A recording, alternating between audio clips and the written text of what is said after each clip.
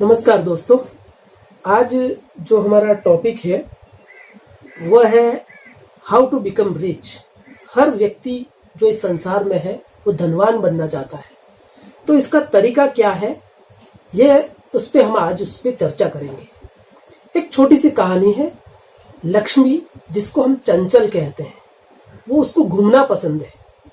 तो एक जगह का अगर उसे रोका जाए, उसको बांधा जाए, तो वो अपनी बहन को बुला लेती है जिसका नाम है ज्येष्ठा, जिसको अलक्ष्मी भी कहते हैं। तो और वह जैसे ही ज्येष्ठा अलक्ष्मी अपने घर में आती है तो साथ में कलह लेकर के आती है, तो वो लक्ष्मी के जाने का मार्ग बना देती है। तो ये तो हो गई छोटे बच्चों को समझाने वाली कहानी, या जिसको हम फेरी टेल कह सकते हैं। लेकिन जो आज हमारा मुख्य मुद्दा है उस पे हम बात करने के लिए कह सकते हैं कि ये जो लक्ष्मी का आना जाना, एक जगह पर इसको रोक के नहीं रखना, यह सब इकोनॉमिक्स का एक बेसिक प्रिंसिपल है। जैसे कि अगर हम कह सकते हैं कि मनी अगर वो आपके वॉलेट में है, जैसे 100 रुपए की नोट आपके जेब में है, तो इसका कोई महत्व नहीं है जब तक आप उस 100 रुपए की नोट को बाजार में जाकर के दे और उससे कुछ सुख या भोग की वस्तु खरीदे जिससे आपका मन प्रसन्न हो। तो लक्ष्मी गई, उसके साथ में वो कुछ लेकर के आई। तो ये गिव एंड टेक का प्रिंसिपल है, इकोनॉमिक्स का ये प्रिंसिपल है। तो ये फ्लो बना हुआ रहना चाहिए, जाना और आना, उसे रोक करके नहीं रखना है। या तो इसे आप अध्यात्म के माध्यम से समझे या अर्थशास्त्र यानी कि इकोनॉमिक्स के माध्यम से समझे, तो ये दोनों का प्रिंसिपल एक ही है। तो ये टाइटल, तो जब भी हम लक्ष्मी की बात करते हैं तो हम इकोनॉमिक्स की बात कर रहे होते हैं बेसिकली। तो ये टाइटल कहां से आया, हाउ टू बिकम रिच। सब मुझे कहते थे कि ब्रिटिशर्स आए भारत में, उससे पहले भारत सोने की चिड़िया थी। तो रोम का जो राजा है वो अपनी रानी से कहता था कि मैं भारत जाना चाहता हूं। भारत एक ऐसा देश है जहां से मसाले, कपड़े, ये सब चीजें आती हैं, लेकिन भारत हमेशा उसके बदले में सोना चाहता है। तो मैं कह सकता हूं कि भारत में बहुत सारा सोना होगा। तो ये जो कॉन्सेप्ट है हमारे पास में आया सोने की चिड़िया, वह रोम के राजा ने रोम से आया हुआ है। तो अब हम कहते हैं हाउ टू बिकम रिच। तो ये जो था कॉन्सेप्ट सोने की चिड़िया था, तो वापस ये सोने की चिड़िया घर में वापस कैसे आए, जिसको हम कह सकते हैं कि धनवान कैसे बना जाए, उस प्रिंसिपल पे आज हम बात करने वाले हैं। यह विचार करने योग्य प्रश्न है। तो जब तक आप लक्ष्मी की बात नहीं कर लेते तो आप बेसिक इकोनॉमिक्स को समझ नहीं सकते। तो हम इसे आध्यात्म कहे या इकोनॉमिक्स कहे, दोनों बातें एक ही है। तो आज हम लक्ष्मी से भूख तक के सफर के बारे में बात करेंगे। लक्ष्मी क्या है और भूख क्या है, उन दोनों के बीच का जो संबंध है उसके बारे में हम आज बात करेंगे। पहला उदाहरण हम लेते हैं प्रकृति से। प्रकृति में हमारे पास में दो चीजें हैं, कुछ सजीव है उसमें और कुछ निर्जीव है। सजीव चीजों की अगर हम बात करें तो यह कहा जा सकता है कि उन्हें भूख लगती है, और निर्जीव की बात करें तो हम ये कह सकते हैं कि उन्हें भूख नहीं लगती है। तो हमारे घर में अगर हम एक तुलसी का पौधा रखते हैं तो ये पौधा हम इसलिए रखते हैं ताकि हम भूख के बारे में अवेयर रहें। उस पौधे के माध्यम से हम ये जान सकते हैं कि जितनी भी सजीव वस्तुएं हैं हमारे इर्द गिर्द, उन सबको भूख लगती है। उस भूख के बारे में अवेयर रहने के लिए हम अलग अलग प्रकार के पौधे हमारे घरों में रखते हैं ताकि हम उस भूख के बारे में समझ सकें। अगर हम भूख के बारे में नहीं जानते हैं या भूख को नहीं समझते हैं तो इसका मतलब है हम निर्जीव हैं। हम सजीव हैं यह प्रूव करने के लिए हम अलग अलग प्रकार के पौधे, प्रकृति से संबंध रखने वाले सजीव वस्तुओं को हम देखते रहते हैं। तो यदि आप भूख को नहीं समझोगे तो न तो आप बिजनेस समझोगे और न ही अध्यात्म समझोगे। भूख को समझ लिया तो आप बिजनेस को भी समझ जाओगे और अध्यात्म को भी समझ जाओगे। ये दोनों ही एक दूसरे से जुड़े हुए हैं। अध्यात्म और बिजनेस ये दोनों एक दूसरे से जुड़े हुए हैं। बिजनेस स्कूल में अक्सर ये पूछा जाता है, what is your ambition, what do you want to be. तो ये एम्बिशन जो है वही तो आपकी भूख है। अगर आप नहीं, एम्बिशन नहीं है आपके पास में, तो आपके पास में भूख नहीं है, तो आप मिट्टी के माधव है। इसका मतलब है कि आप निर्जीव हैं। अगर आपके पास में एम्बिशन है, एम्बिशन यानी कि क्या, भूख।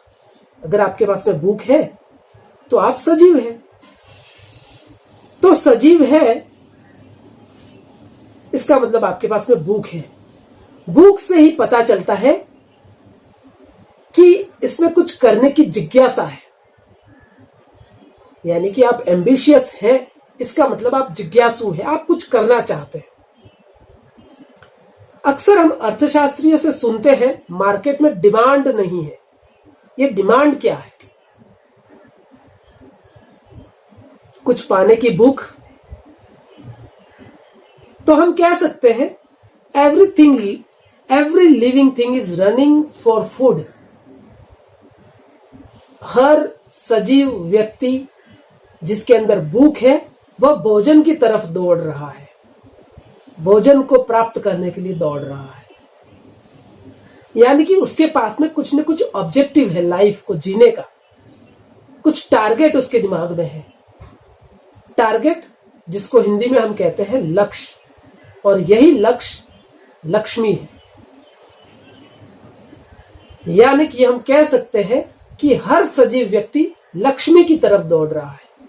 भोजन जो है वही लक्ष्मी है, उस लक्ष्मी को पाने की तरफ दौड़ रहा है। तो अगर आपके पास में लक्ष्य नहीं है तो आप जीवित नहीं हैं। लेकिन कुछ लोग ऐसे भी हो सकते हैं जो पूरी तरह से तृप्त है, उन्हें किसी प्रकार की भूख नहीं है।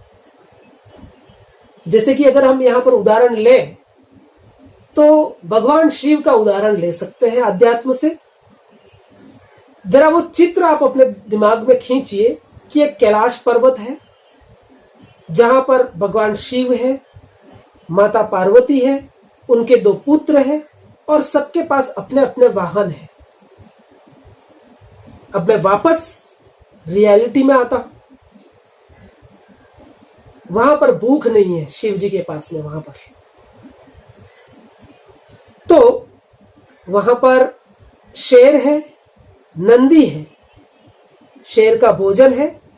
वहां पर सांप है, मोर है, मोर का भोजन है, और चूहा है, सांप का भोजन है। लेकिन वो एक दूसरे को किसी को खाते नहीं है, वहां तृप्ति है। तो माता पार्वती भगवान शिव से कहते हैं कि यहां पर तृप्ति है, यहां पर किसी को भूख नहीं है। तो वो सब क्या करते हैं, कैलाश से नीचे उतर करके काशी में आते हैं। तो काशी क्या है? एक मार्केट है। वहां पर लोगों के पास में भूख है। तो वहां पर आप जब काशी में आते हैं तो एक पिक्चर आपको दिखाई देता है। मां पार्वती वहां पर अन्नपूर्णा के रूप में है, गॉडेस ऑफ किचन, जहां पर वो किचन में कुछ पका रही हैं, और उसके सामने भगवान शिव शंकर हाथ फैलाए भिक्षुक की तरह खड़े हैं। माता अन्नपूर्णा जिनके पति, जिनको भूख नहीं है, तृप्त है, वह पका रही है, और जिसे कुछ नहीं चाहिए वो हाथ फैला करके खड़ा है। तो ये जो पिक्चर है वह आपके सामने एक पहेली के रूप में आता है। ये पहेली ऐसी है कि जिसे कुछ नहीं चाहिए वह पका रहे हैं और भिक्षुक के रूप में खड़े हैं। तो ये सब ऐसा क्यों कर रहे हैं? वो ऐसा सब इसलिए कर रहे हैं ताकि वो दूसरे लोगों की भूख को शांत कर सके। तो मैं वापस पॉइंट पे आता हूं, अगर आपके पास तृप्ति है, आपके पास कुछ भी पाने का रह नहीं गया है, तो आप दूसरों की भूख शांत करने का प्रयास करें। यही है the secret of becoming rich. Are you satisfying other peoples hunger? If yes, तो आप रिच बनने की राह पर हैं, आप धनवान बनने के रास्ते पर हैं। जब तक आप अपनी भूख के बारे में सोचते रहोगे तब तक आप गरीब हैं। लेकिन जैसे ही आप दूसरे की भूख को शांत करने के बारे में सोचोगे आप अमीर हो जाओगे। ये मैं गारंटी के साथ कह सकता हूं। तो मूल तत्व यह है कि अगर आपके पास भूख है या नहीं है, आप दूसरे की भूख के बारे में सोचें, दूसरे की भूख के बारे को शांत करने के बारे में सोचें। और यही डिमांड और सप्लाई का प्रिंसिपल है। जब मार्केट में डिमांड है, भूख यानी कि डिमांड, तो आप अगर उसको सेटिस्फाई करेंगे तो आप एक बिजनेस कर रहे हैं और आप यहीं पे डिमांड और सप्लाई का प्रिंसिपल फॉलो कर रहे हैं। तो आप जो बिजनेस कर रहे हैं, देना और लेना, उसकी भूख लेकर के उसको अन्न देना, कि डिमांड और सप्लाई का कॉन्सेप्ट यहां पर पूरा होता है। जब ये कॉन्सेप्ट यहां पर पूरा होता है तो आप धनवान बनना शुरू हो जाएंगे। चाहे आप इसे अध्यात्म के एंगल से सोचें या बिजनेस के एंगल से सोचें, दोनों ही एंगल पे ये थ्योरी फिट बैठती है।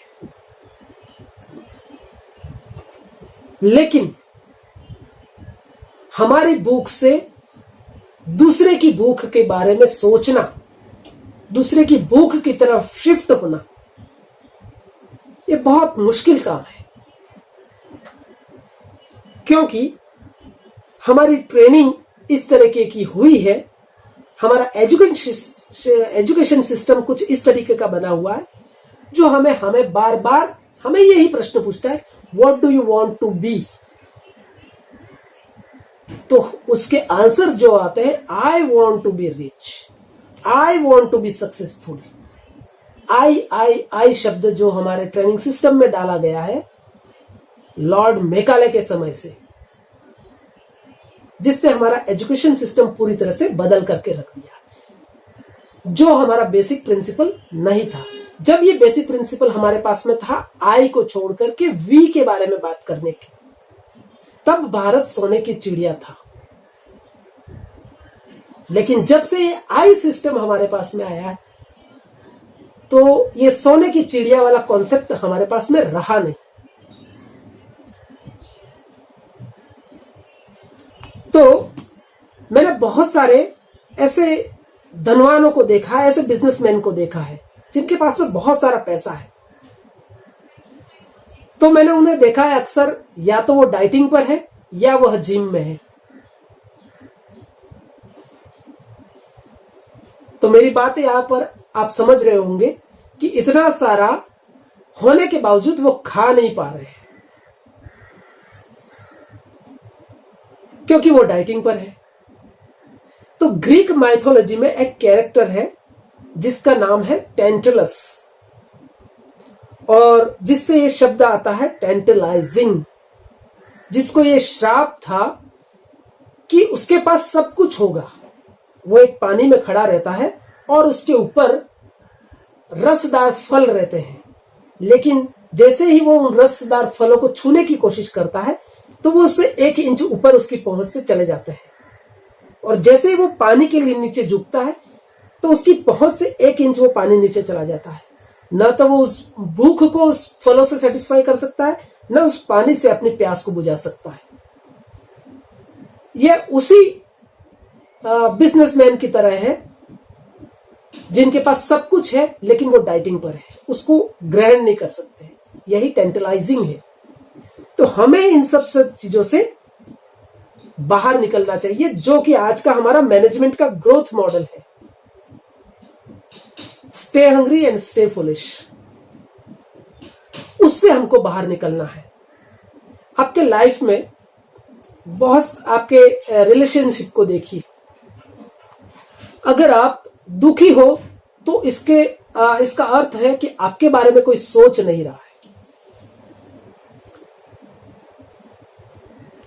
तो this is the major psychological problem कि आपके बारे में कोई नहीं सोच रहा है, मेरी कोई नहीं सुन रहा है। पत्नी है, she is talking to her friends. पति है, he is talking about his friends. And बच्चे हैं, they are talking about their friends. तीनों अलग अलग एंगल में, अलग अलग दिशाओं में सोच रहे हैं और अपनी अपनी प्रॉब्लम अपने अपने अलग अलग जगहों पर शेयर कर रहे हैं। तो तीनों एक साथ रहते हुए एक दूसरे को नहीं सुन रहे हैं। सब कुछ है, फैमिली है, पैसा है, सब कुछ है। तो यही टेंटलाइटिस है और इसी से हमको बाहर आना है। तो द सीन ऑफ आइसोलेशन, कि मेरे बारे में कोई नहीं सोच रहा है, क्योंकि आपने सारी उम्र किसी और के बारे में सोचा ही नहीं था। आपने सिर्फ अपने और अपने बारे में सोचा था। हम वो लाइफ साइकिल को भूल गए कि लेते रहिए और देते रहिए।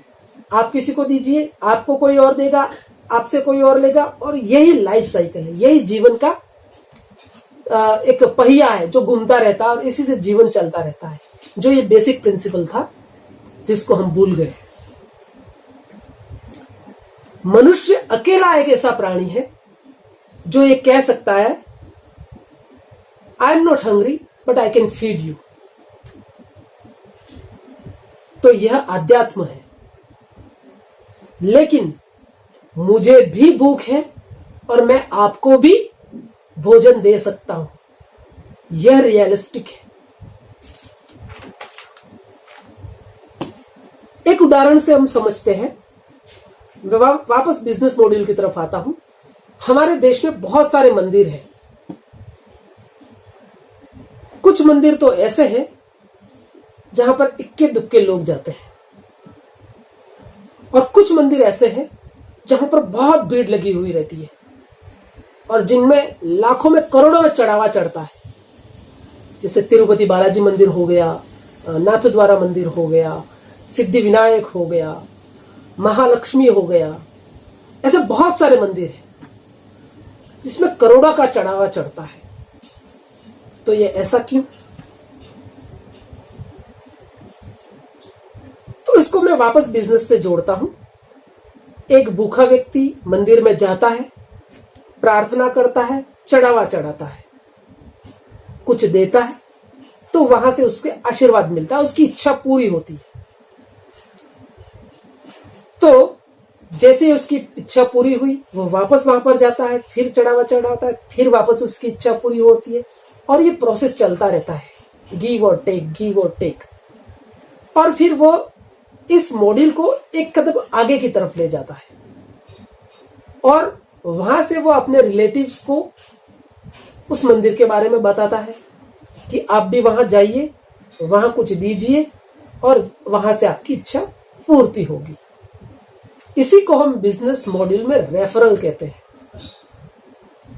वहां से वो अपना संबंधी किसी और को रेफर करेगा, वो किसी और को रेफर करेगा, तीसरा किसी और को रेफर करेगा, चौथा किसी और को रेफर करेगा, और इस तरीके से ये पूरा नेटवर्क सिस्टम बन जाएगा। इसी को हम कहते हैं नेटवर्क मार्केटिंग, रेफरल सिस्टम।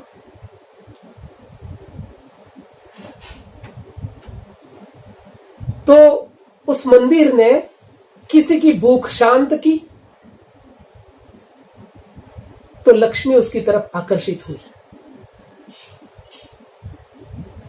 यहां पर भूख जैसे शांत थी, होई उसने किसी और को रेफर किया, और ये पूरा एक नेटवर्क मार्केटिंग, एक नेटवर्क सिस्टम बन गया जहां पर एक दूसरे की, और सभी सुखी है। यहां पर वो मंदिर भी सुखी है, वो प्राप्त करने वाला उसका भक्त भी सुखी है, और जिसको रेफर किया वो भी सुखी है, सबको बोनस मिल रहा है। यही एक नेटवर्क मार्केटिंग है, यही एक बिजनेस, सक्सेसफुल बिजनेस मॉड्यूल है। You satisfy others, other will satisfy you. आपने देखा होगा, वापस अध्यात्म की तरफ आता हूं मैं, लक्ष्मी जो है वो विष्णु की तरफ आकर्षित होती है। क्यों?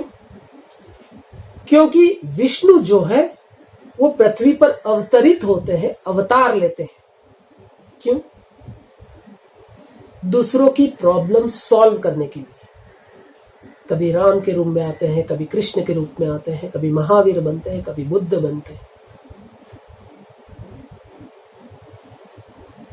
आपने एक लाइन सुनी होगी कृष्ण के बारे में कि वह करे तो रास लीला, हम करे तो कैरेक्टर डीला। जो भी लोग ये कहते हैं उन्होंने कृष्ण के कैरेक्टर को समझा ही नहीं है। कृष्ण अगर मुरली बजाता है तो वह स्वयं के लिए नहीं बजाता है, वो किसी के लिए और के लिए, किसी को प्रसन्न करने के लिए मुरली बजाता है। किसी के साथ नृत्य करता है तो किसी को प्रसन्न कर रहा होता है। इसीलिए अगर हम राम की बात करें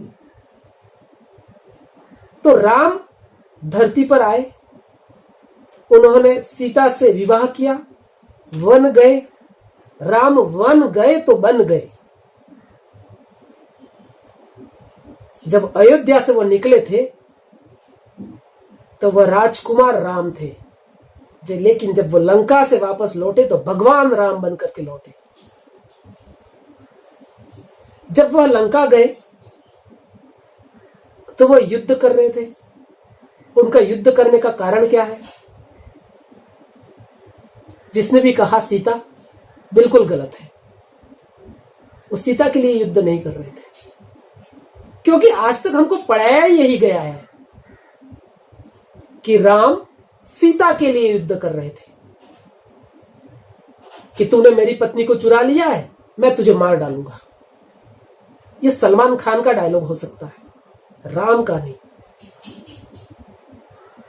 राम दूसरों के लिए कार्य करते हैं, अपने लिए कुछ भी नहीं करते हैं। दूसरों की क्षुधा शांत करते हैं, दूसरों की भूख शांत करते हैं। तो यहां पर युद्ध करके वो किसकी क्षुधा शांत कर रहे थे? तो उत्तर है इसका रावण। रावण है जिसके पास में 10 सिर हैं, 20 हाथ हैं, मंदोदरी जैसी पत्नी है, सोने की लंका है, और भगवान शिव का आशीर्वाद है, ताकत है, सब कुछ है उसके पास में। फिर भी उसकी भूख इतनी बड़ी हुई है, उसकी क्षुधा इतनी बड़ी हुई है कि वह कहता है कि मेरी पत्नी तो मेरी है, पर तुम्हारी पत्नी भी मेरी है। तो उसकी भूख इतनी ज्यादा है, तो उसकी उसी भूख को शांत करने के लिए, उसको मोक्ष तक ले जाने के लिए भगवान राम उससे युद्ध करते हैं। और वो युद्ध करते समय एक बार भी गुस्से में नहीं थे, मुस्कुराते हुए उस रावण की क्षुधा को शांत करने में लगे हुए थे। और जैसे ही उसकी क्षुधा शांत होती है तो वह अंतिम शब्द लेता है राम, जो कि रम धातु से बना हुआ है शब्द, पुल्लिंग शब्द राम। यानी कि वह प्रसन्न होता है यहां पर, तब जाकर के वह राम कहता है। जैसे ही वह राम कहकर के मृत्यु को प्राप्त होता है, मोक्ष को प्राप्त होता है, तो जिसकी क्षुधा शांत की और जिसको मोक्ष प्रदान किया, जैसे ही वो मोक्ष प्राप्त करता है, तुरंत लक्ष्मी स्वरूपा सीता राम के पास आ जाती है, उनकी तरफ आकर्षित होती है। तो यही हमारा बिजनेस मॉड्यूल है कि whose ambition are you concerned about, whose desire are you concerned about. किसकी एम्बिशन के लिए आप कंसर्न हो, किसकी डिजायर के लिए आप कंसर्न हो, आप किसकी भूख शांत करना चाहते हो और कितनी बड़ी भूख शांत करना चाहते हो। अगर आप स्कूल के प्रिंसिपल हैं तो आपकी नजर सिर्फ अपनी कुर्सी तक नहीं होनी चाहिए, आपके अध्यापकों में से किसकी ये डिजायर है कि वह प्रिंसिपल बने या वह कोऑर्डिनेटर बने या वह आगे जाए। अगर आपके पास में बहुत अच्छा बिजनेस मॉड्यूल है, आपका बहुत अच्छा बिजनेस मॉड्यूल है, तो आपके एम्प्लॉइज की आप भूख शांत कर पा रहे हैं, आप सरकार की भूख शांत कर पा रहे हैं, या आपके इर्द गिर्द जो छोटे व्यापारी है उनकी भूख शांत कर पा रहे हैं। अगर आप उन सब की डिमांड को सप्लाई कर रहे हैं तब तो ये डिमांड सप्लाई के कॉन्सेप्ट को पूरा कर रहे हैं, तब आपका बिजनेस मॉड्यूल आगे जाएगा। और आपका बिजनेस मॉड्यूल आगे गया तो आप रिच होना शुरू हो गए। यही एक कॉन्सेप्ट है कि आप दूसरे की क्षुधा शांत कीजिए, आपकी क्षुधा स्वतः ही शांत हो जाएगी और आप रिच बनने के मार्ग पर आगे बढ़ते जाएंगे। आप इस बात पर, मैं आपको इस विचार के साथ छोड़ता हूं, आप इस बात पर विचार कीजिए। तो सडनली जैसे ही आप विचार करेंगे आपको बिजनेस भी समझ में आ जाएगा और आध्यात्म भी समझ में आ जाएगा। धन्यवाद। मैं चाहूंगा कि जब आप इसे पूरा सुने तो कमेंट में इस विचारों की पुष्टि के लिए आप अपने विचार व्यक्त करें। धन्यवाद दोस्तों।